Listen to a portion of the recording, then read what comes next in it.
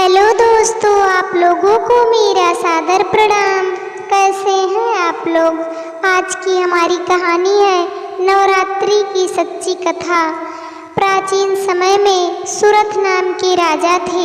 राजा प्रजा की रक्षा में उदासीन रहने लगे थे। परिणाम स्वरूप पड़ोसी राजा ने उन पर चढ़ाई कर दी। राजा सुरथ की सेना भी शत्रु से मिल गई थी।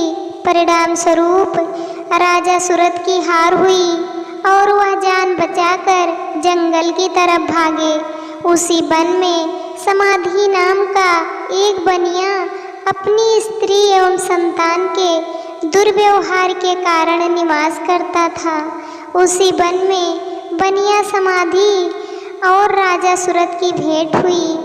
दोनों का परस्पर परिचय हुआ। वह दोनों घूमते घूमते महर्षि मेघा के आश्रम में पहुँचे। महर्षि मेघा ने उन दोनों के आने का कारण पूछा तो वह दोनों बोले कि हम अपने सगे संबंधियों द्वारा अपमानित एवं तिरस्कृत होने पर भी हमारे हृदय में उनका मोह बना हुआ है। इसका कारण क्या है।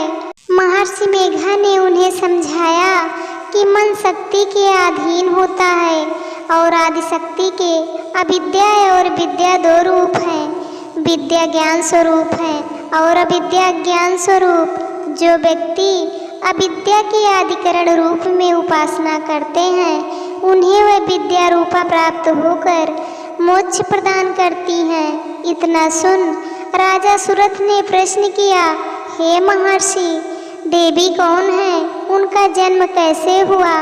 महर्षि बोले, आप जिस देवी के विषय में पूछ रहे हैं वह नित्य स्वरूपा और विश्वव्यापिनी है। उसके बारे में ध्यान पूर्वक सुनो। कल्पांत के समय विष्णु भगवान क्षीर सागर में अनंत शैया पर शयन कर रहे थे। तब उनके दोनों कानों से मधु और कैटभ नाम के दैत्य उत्पन्न हुए। वह दोनों विष्णु की नाभि कमल से उत्पन्न ब्रह्मा जी को मारने दौड़े। ब्रह्मा जी ने उन दोनों राक्षसों को देखकर विष्णु जी की शरण में जाने की सोची, परंतु विष्णु भगवान उस समय सो रहे थे। तब उन्होंने भगवान विष्णु को जगाने हेतु उनके नयनों में निवास करने वाली योग निद्रा की स्तुति की। परिणाम स्वरूप तमोगुण अधिष्ठात्री देवी विष्णु भगवान के नेत्र, नासिका, मुख तथा हृदय से निकलकर ब्रह्मा जी के सामने उपस्थित हो गई। योग निद्रा के निकलते ही विष्णु भगवान उठकर बैठ गए। भगवान विष्णु और उन राक्षसों में 5000 साल तक युद्ध चलता रहा। अंत में मधु और कैटभ दोनों राक्षस मारे गए। ऋषि आगे बोले, अब ब्रह्मा जी की स्तुति से उत्पन्न महामाया देवी की वीरता तथा प्रभाव का वर्णन करता हूँ, उसे ध्यान पूर्वक सुनो। एक समय देवताओं के स्वामी इंद्र तथा दैत्यों के स्वामी महिषासुर में सैकड़ों वर्षों तक घनघोर संग्राम हुआ। इस युद्ध में देवराज इंद्र की पराजय हुई और महिषासुर इंद्रलोक का स्वामी बन बैठा। अब देवतागण ब्रह्मा जी के नेतृत्व में भगवान विष्णु और भगवान शंकर की शरण में गए।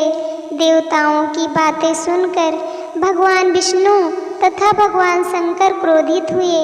भगवान विष्णु के मुख तथा ब्रह्मा जी और शिव जी तथा इंद्र आदि के शरीर से एक तेज पुंज निकला, जिससे समस्त दिशाएं जलने लगी और अंत में यही तेज पुंज एक देवी के स्वरूप में परिवर्तित हो गया। देवी ने सभी देवताओं से आयुध एवं शक्ति प्राप्त करके उच्च स्तर में अट्ठास किया, जिससे तीनों लोकों में हलचल मच गई। महिषासुर अपनी सेना लेकर इस सिंहनाद की ओर दौड़ा। उसने देखा कि देवी के प्रभाव से तीनों लोग आलोकित हो रहे हैं। महिषासुर की देवी के सामने एक भी चाल सफल नहीं हुई और वह देवी के हाथों मारा गया। आगे चलकर यही देवी शुंभ और निशुंभ राक्षसों का वध करने के लिए गौरी देवी के रूप में अवतरित हुई। इन उपरोक्त व्याख्यानों को सुनाकर मेघा ऋषि ने राजा सुरथ तथा बनिया से देवी स्तवन की विधिवत व्याख्या की। राजा और बनिया नदी पर जाकर देवी की तपस्या करने लगे। 3 वर्ष तक घोर तपस्या करने के बाद देवी ने प्रकट होकर उन्हें आशीर्वाद दिया। इससे बनिया संसार के मोह से मुक्त होकर आत्मचिंतन में लग गया और राजा सुरथ ने शत्रुओं पर आक्रमण कर विजय प्राप्त करके अपना वैभव प्राप्त कर लिया। जय माता दी। आप लोगों को नवरात्रि की ढेर सारी शुभकामनाएं। दोस्तों, यह कहानी आप लोगों को कैसे लगी आप लोग कमेंट करके ज़रूर बताना। चैनल को सब्सक्राइब करना, वीडियो को लाइक करना, शेयर करना। वीडियो को अंत तक देखने के लिए आप लोगों का तहे दिल से धन्यवाद।